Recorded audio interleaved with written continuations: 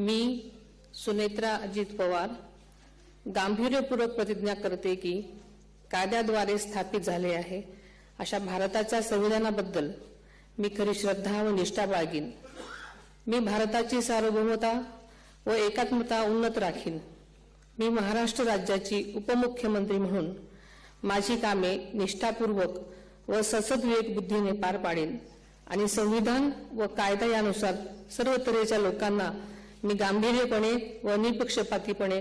तसेच कोणाच्याही विषयी ममत्वभाव किंवा आकस न बाळगता न्याय वागणूक देईन। मी सुनेत्रा अजित पवार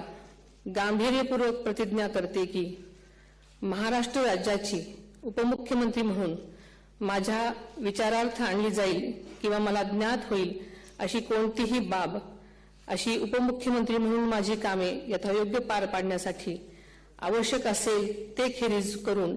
एरवी मी कोणत्याही व्यक्तीला किंवा व्यक्तींना प्रत्यक्षपणे वा अप्रत्यक्षपणे कळवणार नाही किंवा त्यांच्याकडे उघड करणार